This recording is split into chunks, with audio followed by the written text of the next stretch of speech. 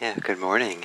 It is quite nice to be back here, and those of you who haven't been here much, I've been gone for the last maybe 5 weeks or something, and I was away for the month of July, and so for better or for worse, I thought I would tell you what I did for my summer. And as a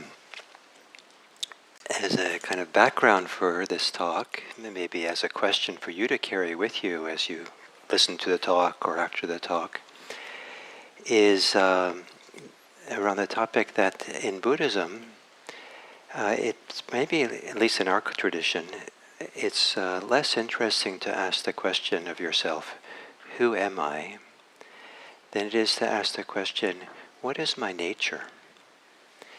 What is natural for us here? And when you ask the question, what is natural for you, that can highlight the second question, what is not natural? And this, of course, raises lots of interesting philosophical questions and protests very quickly. But what is it that belongs to the natural world, distinct from the social world? Distinct from the social world and the mental world we live in, where we construct, we fabricate, we make up all kinds of ideas in which we live in that we don't question. We take it as just this is how things are. But to start questioning the distinction between what is natural and what is socially constructed is a powerful way to really begin going deep into this world of seeing ourselves, knowing ourselves, and finding a way to freedom. So that's the background. And the reason for that background for this talk is that for a good part of the month of July, most of July, I lived in the wilderness. I lived outdoors. For about 10 days I was backpacking. And for 2 weeks I was living in a kind of a nature preserve, 1,300-acre nature preserve. And all this was in the forested mountains and foothills in northern Oregon, northern and central and northern eastern Oregon. I'd never been there before. It was quite beautiful to be there. And for most of that time, for 3 weeks of that time, I was part of the faculty teaching a program called Nature Dharma Teacher Training. And this was, we took a group of originally maybe about 20 people who'd already been trained to be insight meditation teachers, and a group of about 5 people who had long histories of being guides, facilitators for bringing people into the natural world, into the wilderness and backpacking and things like that, and brought them together in order to train them in how to be able to offer meditation retreats, day-longs, teaching events, somehow that's embedded in the natural world. So some of them some people are offering backpacking retreats, some people are offering what's called stationary camping retreats. You go someplace and then you stay at some outdoor place and people are camping, and all the meditation is done outdoors. Sometimes the eating is done outdoors. The whole day is spent outdoors. And so that was the focus of the 3 of those weeks. And it was a little bit the practicum for them, taking them into the wilderness in order to practice there. And a good part of it was actually meant to be a retreat for them rather than the pedagogy of how to do this, giving them a deep experience for doing it, including 3 days in which they all did solos.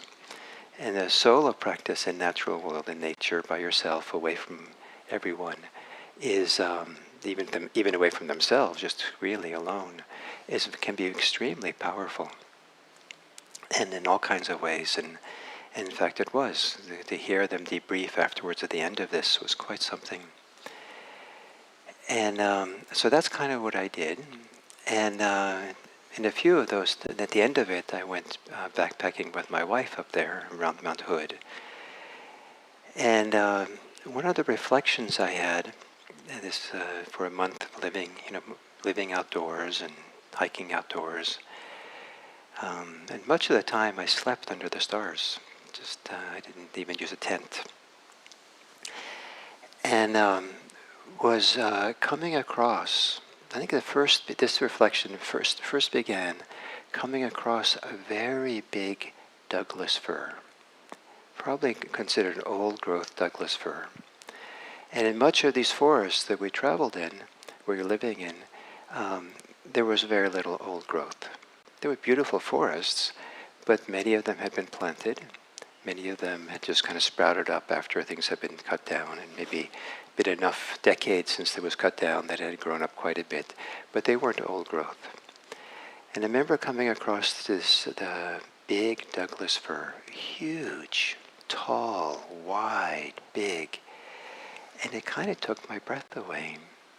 I kind of like I was in awe looking at this tree. And I felt like I was entered a whole different relationship to time, because this tree must have been around for a long time. But both the timeless now and that long span of history. I felt kind of humbled in the presence of it. I felt a little bit smaller than I usually am. And I had a very different feeling of my relationship to the cosmos, to the wider world, by being in relationship to this big tree that's been around a long time. I've traveled in places in the world, like in Japan, where you come across periodically, also places where there's been lots of forestry.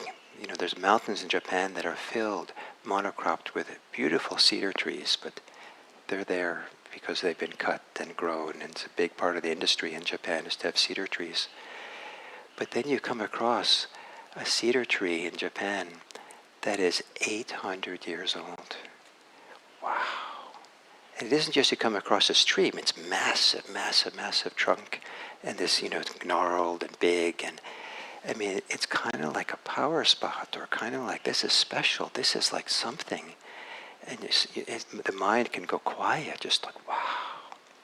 And in fact, in Japan, these trees have become worshipped. You see, there's a little altar in the front of it, and people put their coins there, or put water there, or a little bit of food there. To the tree's not going to benefit from that. But maybe, and they say it's the kami. And there's a wonderful term in Japan, kami. No one in Japan apparently, there's no consensus in Japan what a kami is. So it's maybe sometimes a kind of a god, and God in the natural world, the god of the tree. But maybe it's not. Maybe it's just the natural force, the living force that's alive there. That's the kami. Maybe it doesn't really matter. People want to worship it. People stop and sit and are quiet, and they bow to it, and so when I was seeing this big old growth Douglas fir in Japan, I wonder what it was like, that area when it was full of old growth trees. What was it like here in the peninsula when it was filled with massive oak trees? There's a few left here and there, you can see. Some years ago there was a massive oak tree on Alameda de los Pulgas on the corner there that the city felt was dangerous. It was so old they felt it was going to fall or break branches and fall on cars or something, on the kids. It was near the school over there. And the neighbors protested, the kids protested, and the kids painted these little altars and put bracelets around the trunk of the big tree and made offerings and dolls and everything, and trying to protect the tree. And finally, when they realized they couldn't, they did even more kind of things to honor the tree. And the kids had no idea about kami, but this was special, their relationship to this tree. But what if most of the trees here in the peninsula were still here? What if there were no homes, no fences? What if there was just, you go from San Carlos all the way down to Mountain View, and it's a vast plain of grasslands and these huge oak trees with no fence lines? what happens to your sight and how you see? What happens to your relationship to the land? What if there's very few people there? What if there's some grizzly bears? So in 1792, maybe one of the first English people who came to California was George Vancouver, who was an explorer. Vancouver up in Canada is named after him. And I think he came and visited the San Francisco Bay Area in November of that year. He was in San Francisco, and he took a party of people on horseback and rode down the peninsula to San Jose. And as he crossed kind of the area that's the boundary between San Carlos and Redwood City, so right here where we're sitting today, he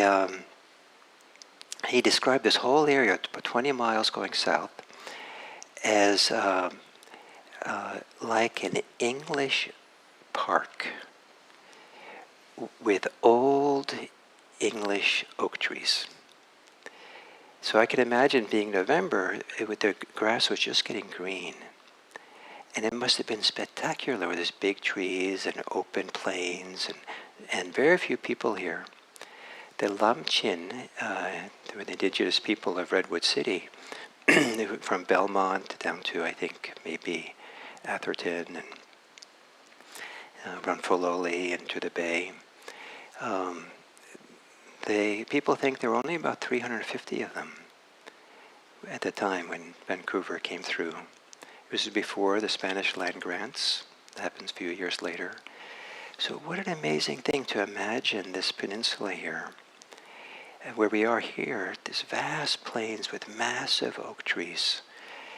And what would it be like to be here and walk through that? What happens to your gaze, how you look across the land? What happens when you stand in front of these huge ancient trees? Would it be a very different experience than you walk down the city streets in Redwood City and see all the fences one after the other, and you gaze along one direction and it's like you can't see very far because there's fences. Maybe you see 30 feet, maybe 10 feet, maybe 5 feet. The houses are in the way. There's no grand vistas unless you stand in the middle of the street. And you're lucky, and no one runs you over. You can see way down the asphalt a mile or two, perhaps. That's maybe nice. But maybe what you can do if you're kind of tuned in, you look up into the sky, and in the sky you see a grand view. The sky, you see the clouds and the vastness of it. And that feels kind of special, relaxing, peaceful to see. But just walking through Redwood City, maybe it's kind of peaceful right now. There's a lot of wonderful trees here. And so it's kind of nice, but just if you like trees. So what was it like for the Lamchin, the natives who used to live here, still here around the Lamchin? There's one family left of the Lamchin, that indigenous people of this area, and one lineage. And what was their relationship? What was the relationship of when the natural world was massive, was awesome, was created so much, was a kind of a peaceful view and place, and with the trees and the sky and the mountains and the waters and the grizzly bears and everything were kind of part of the territory and the land. Does it change how people feel? Does it change people's relationship to the natural world? Does it change how people relate to themselves? How they understand themselves in that? And some of us have gone into the natural world away from the social world. Have gone camping, backpacking, sometimes just going for a day hike in a park, a nature preserve here in the peninsula will change and shift your relationship to yourself. It's so easy living in a social urban life where all the kind of ways in which life is organized are socially constructed. what we wear, where we go, how we work, the relationship between the different people that we encounter, all belong kind of to a social world that's been constructed and invented. Fashions that we have, fashions of what kind of bodies are accepted and appreciated, not appreciated, trends in what kind of sexuality and genders are understood and appreciated and how we relate to them. There's so many ways, race, ethnicity, that we have ideas and bias and preferences and bump up against that are challenging. And the dynamics between different genders is a very rich social world that's mostly a social construct, 90% maybe, 80%, some percent. That if you just go to a different culture, you see that the relationship people have between genders is sometimes radically different than how it is here in California. And how much of it is socially constructed and how much of it is, do we think is natural? We go into the natural world away from most, social things. And it's remarkable how much of this socially constructed kind of spinning of the mind quiets down. The preoccupations, the concerns, the he did, she did, they did kind of become quieter, trying to live up to standards which belong to our society or our family or the people we have around us, quiet down. And it's remarkable to be able to step away from the social world, the social constructs, and just be able to breathe easily and have the mind become quieter. And a little bit, that's what or maybe a lot of it, this is what some of us experience in meditation. That meditation itself is a quieting of the socially constructed world. Because that's the quieting of the mind, the thinking mind is mostly, that's what it is.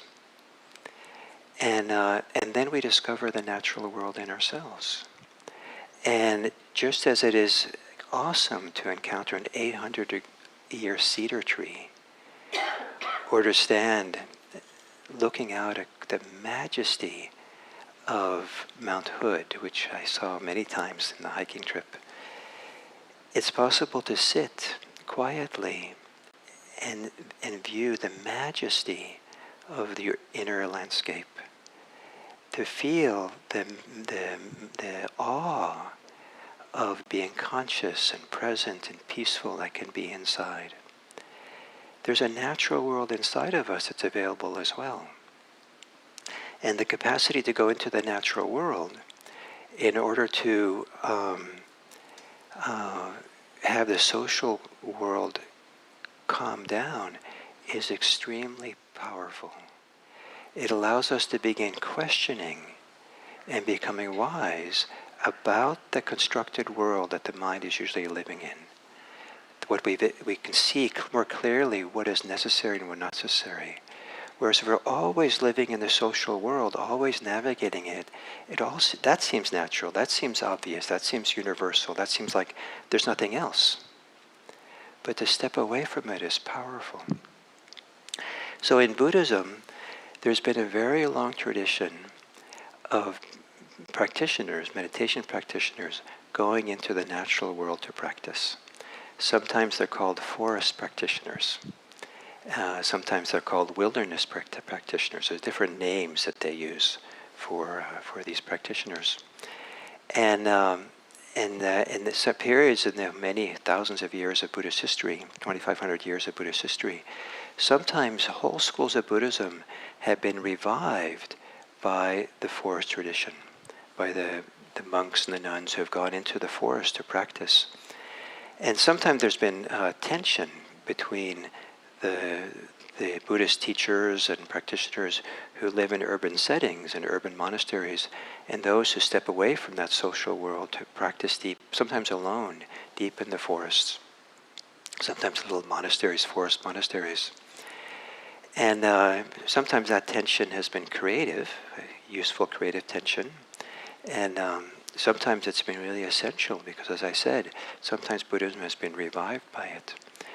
In our tradition, the insight movement that we're part of here, we are clearly have inherited some of the benefits that came from the forest practitioners in Thailand and in Burma in the late 1800s and early 1900s.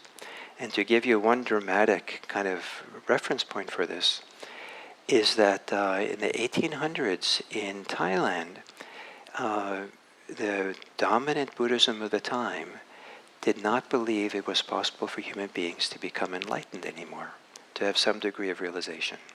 That was not possible, and they weren't oriented around doing that. So a lot of the emphasis was on study and preserving the teachings, but not doing deep practice.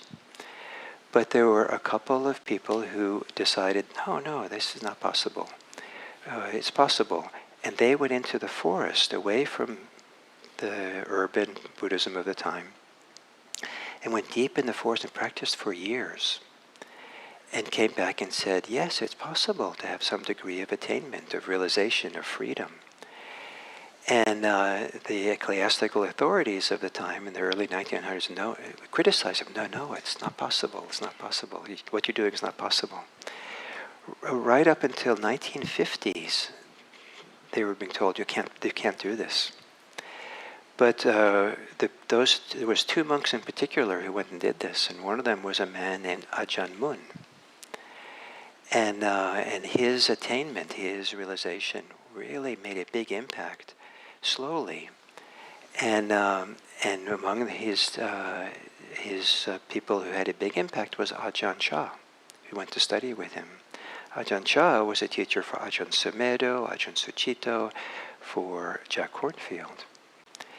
And this idea that it's possible to practice to the point of some kind of deep attainment came out of that. And then it became more popular, and by 1950s there was a big shift in Thailand.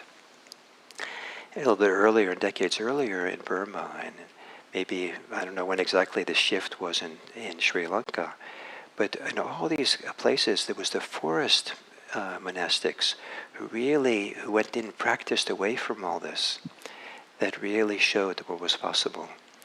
And why is it the forest monastics could do this? I think partly is the support that this natural world gives us in practicing. The natural world teaches us how to distinguish between the world of social constructs and the world that's free of it. The natural world also challenges us in ways that are invaluable for Buddhist practice. Going into the wilderness by yourself, even if it's just going to one day, is frightening for some people. It's uncomfortable. There are times when it's championed as a place that's really peaceful and nice, and it's inspiring to go feel the peaceful settings of natural settings sometimes, and people can experience peace sometimes in a natural setting that's greater than any other time in their life. But there's also, it's uncomfortable in the natural world. There are mosquitoes, grizzlies. The weather is not cooperative. You go out and live in the natural world, and it's not a pastoral environment. There could be storms and lightning and thunder and fires, and here in California, and Oregon, and Washington these days, smoke. And I was woken up at night by something chomping. It sounded like very hard chomping teeth right close to my head. What is that? And before I could turn to look, two cute little fawns dashed by me. And one of the women who was part of the 3-day solo, she was sitting, minding her own business, meditating, and she heard this crashing sound behind her. She turned around to see a big bear running by. Another one chose a place to spend her 3 days. She kind of was very careful and tried to be respectful for whatever was part of the natural world. And somehow she chose a spot that was kind of the home of a herd of deer. And they kind of checked her out in the middle of the night. They were checking out what's going on. Who is this person? And she wondered whether she should move, but. So, there's so many things. So the idea of not having the creature comforts, but to really practice with renunciation, letting go of comforts, letting go of, it has to be just as we want it to be, our preferences and all this. This is part of the gift of being in the natural world. And for these forest monastics who went into the forest back then, they had to kind of let go of so much. They had to work with their fears, work with their desires, work with their preferences, and learn how to let go very, very deeply. And why is that useful? Because if you really want to drop the world of attachments, the world of all these social constructs that we live in and are caught in, it really helps to be able to learn to let go in a deep way. To really learn how to be at ease with discomfort, to let go, to work with our fear, go to the other side of the fear, be in fearful places but not run away. And I'll end this talk by saying that there's a beautiful discourse in the ancient teachings attributed to the Buddha, where a man comes to the Buddha and says, something like this. I notice that you and your followers sometimes go and practice in the wilderness, in the forest. It's hard to practice in the forest. It's frightening to be there. And the Buddha says, oh yes, it's hard to practice in the forest. It's frightening to go in there. Before I was enlightened, I wanted to go into the forest to practice, and I considered, yes, it's difficult in the forest, it's frightening. But then I thought about myself and I said, well, if you're not ethical, if you don't live an ethical life, then it can be frightening to go in the forest. But I've lived an ethical life, so I don't have that fear. If I have a lot of the hindrances, a lot of desire for sensual pleasure, a lot of aversion, sloth and torpor, restlessness and doubt and uncertainties, anxiety, it's hard to go in the forest and live there by yourself. And he said, no, but I don't have the hindrances. So he listed all these things. He did this review. So I'll go practice in the forest. And he said, I'll go practice it, and I'll work with my fear that comes up, that's still left. And in fact, the Buddha, before he was enlightened, went and practiced in the forest, and he was frightened. He got afraid. Isn't that a nice story? We hold up the Buddha as being like perfect, and he's never going to be afraid. But he was frightened. And then it's cute how he talks about it. He says, sometimes there were, these footsteps around me at night, and there was peacocks. So he got frightened of the peacocks walking around. And but he made a commitment that no matter what posture he was practicing in, when he got afraid, he would stay in that posture until he went through to the other side of the fear. And so he had to deal with peacocks. In the autobiographies of these forest monastics in Thailand, some of them talked about sitting and having to confront tigers. They were dangerous things, and so tigers are roaring around the middle of the night, and they're sitting there, and tigers are roaring, and they felt really afraid. And they said, okay, I'm going to sit here and work with this fear. And the ones who survived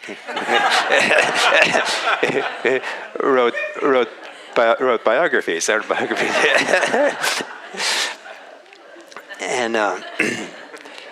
so the Buddha went off and dealt with his fear there. And then when he worked through his fear, then this particular discourse goes on and describes how he stayed in the forest and got very concentrated, and his concentration had insight, and then became liberated. But then at the end of the story, he's talking to this man, and he says, well, some of you might think that I go into the forest to practice now that I'm fully awakened, because I'm not really fully awakened. And he said, no, that's not the case. I go to practice in the forest for my own comfort and my own sense of ease and delight. And I do so out of compassion for future generations. And the usual understanding of why he does it for future generations, he wants to be a model, an example of how to practice, and to go into the wilderness to practice. And so that was considered to be very, for the Buddha, a very important way of practicing. Some of that might be because back in 2,500 years ago, they were still living in the Bronze Ages. And it was, there were no meditation centers. There wasn't a retreat center he could sign up for. Maybe if the Buddha had lived today, he would have signed up for a retreat. He would have gone to IRC or something. But back then, there were no such things. And so the place to kind of really go have the circumstance, the occasion, the ability to go and be in seclusion and practice in meditation day after day in a way that really was not caught up and complicated by the social world, it took going off into the forest for a while. And he did that, and then he came back. And he would go back and forth between these two worlds. And that's been the rhythm for many Buddhist practitioners down through the centuries. The rhythm of spending time in the wilderness practicing and times being in the urban settings and teaching and supporting people. And so we don't have a very rich forest tradition yet in the United States. There are some wonderful forest monastics who are starting that and kind of living that way. And but the lay tradition of insight teachers that we are, it's only about 20 years old that some teachers like Susie Harrington and Mark Coleman have been beginning to experiment with teaching wilderness retreats. And so they wanted to pass this on to the next generation, so they created this teacher training program for people to do this. And they invited me to come along. I'm not quite qualified for it. I never taught things in the wilderness like they have, but they wanted me along anyway.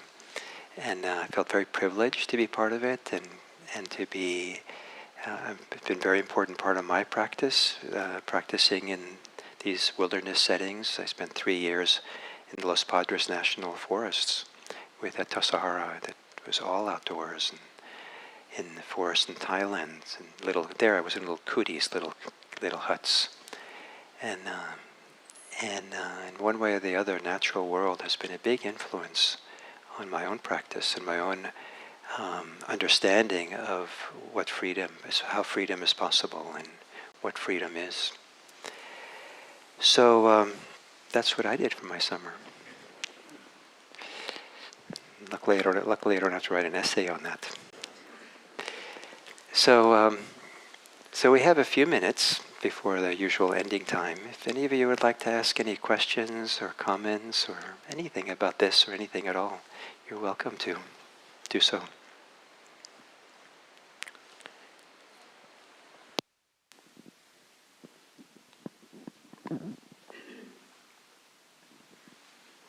So I have a question about the logistics. Where do you go to the bathroom? So one of the guides, there's 5 people who are really trained to take people and keep people safe in the natural world, teach them logistics and how to put tents up and everything. She did this beautiful, it probably was 20-minute long talk about pooping in the wilderness.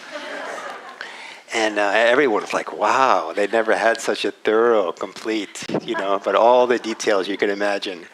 And it was kind of inspiring. And but the idea when you go, in the wilderness, that nowadays, especially in many places, you're supposed to go leave no trace. So for pooping, you're supposed to dig a hole that's fairly deep, so people have trowels with them. And you're supposed to bring your toilet paper out of the wilderness with you.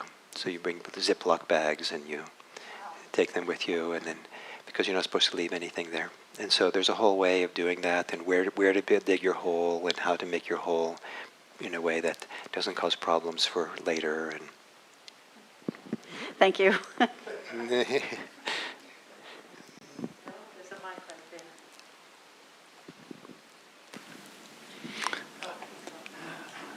I have this theory that one reason, or maybe for some people the main reason, that being a forest monastic is helpful toward becoming enlightened or moving toward enlightenment is that you just don't have so much stuff that you own and that's precious to you and that you worry about losing.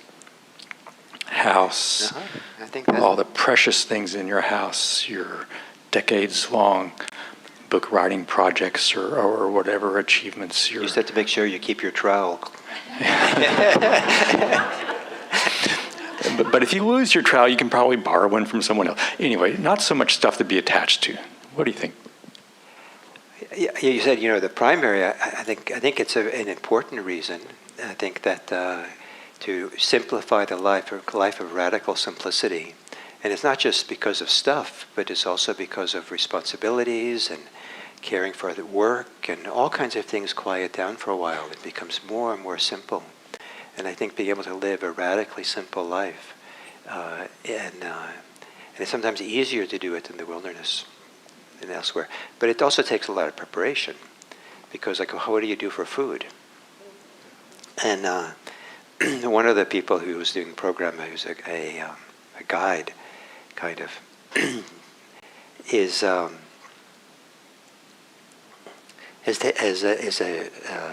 has taken survival courses, wilderness survival courses, like in the desert, and now teaches that. So they're really well trained. And all she brings into when she goes in, I think she wears some kind of clothes, but she goes in with just a knife. Goes into the deserts or the mountains just with a knife.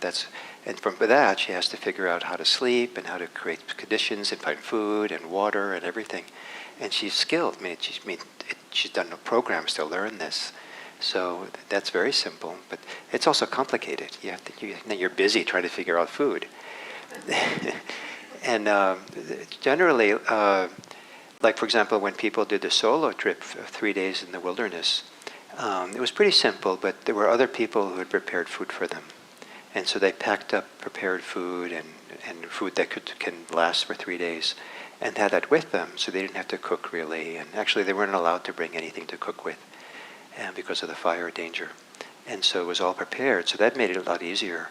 Monastics often live close enough they have to live, because they can't, Buddhist monastics can't keep food overnight. So every day they have to get new food to eat. So they usually live close enough to a village where they can go and do alms and receive the food for the day. And generally the forest monastics, the forest life is supported. So that allows this different kind of simplicity. But we have to appreciate that it is supported. So there's a wide network that supports and allows this to happen. And so some of the people in the training program are IMC teachers. And so I see that in the future we'll probably be offering more. We've already offered some, but we'll offer more of these nature retreats, and maybe even solo retreats, and opportunities in nature. And my goal is to at some point be able to offer a month-long retreat in the natural world where people can do solos and be well supported by teachers. But it takes a lot of it'll take a lot of background support and upfront support to make that possible. So it's not as simple as just getting rid of all your stuff and going to the forest. Yeah. It's not just that simple. So living a life of simplicity, to organize that can be complicated. So I don't want to just glorify simplicity without appreciating that we have this wider world to take care of too. And it's very well understood in Buddhism that the forest monastics have to stay in relationship to society, because their food, they're depending on it. Their clothes depend on it. Their well-being, their medicine they get. So so I think it's important not to create this hard divide between the natural world and the urban world, but to see them in relationship to each other in a healthy way. Thank you. Over here.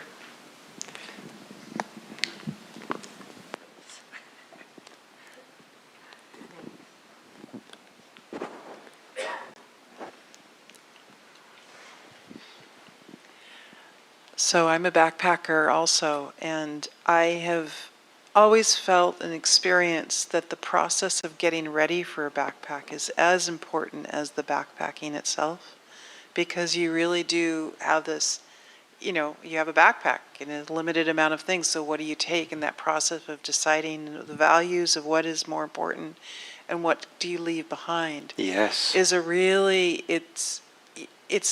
I don't rush through it. It's a really, just that taking time with that, it really brings insight and a new way of looking at your possessions when you take time Yes. to figure out what to take and what not and what to leave behind. Fantastic. I love that point. It's very important. And as a little bit of an example of this, so I did go backpacking with my wife at the end. And for 4 days we went backpacking.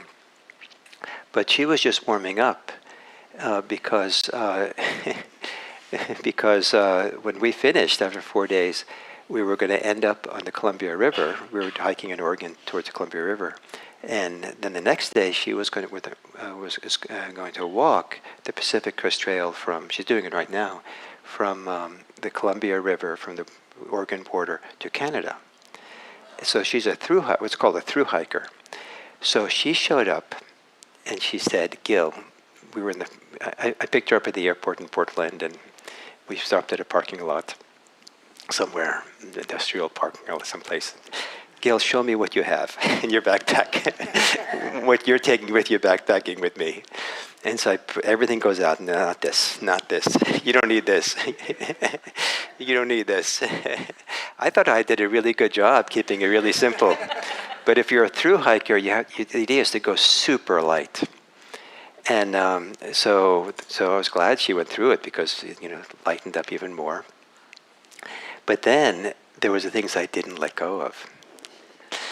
And so then, why am I carrying this?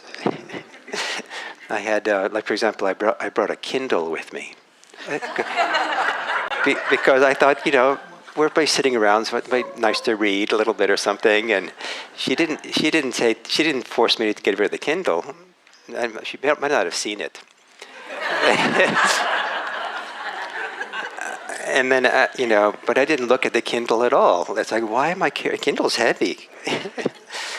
And so then I got, so it's not only what you didn't bring, but it's also contending with what you do bring.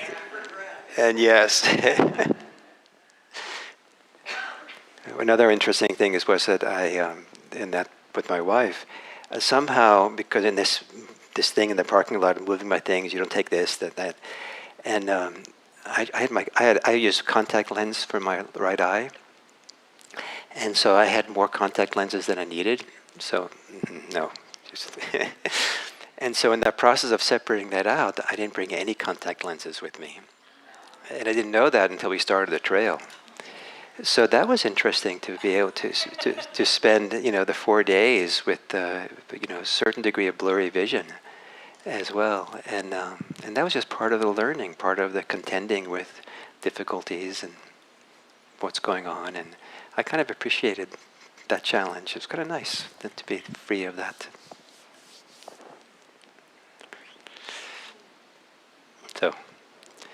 So I hope that was nice to hear that.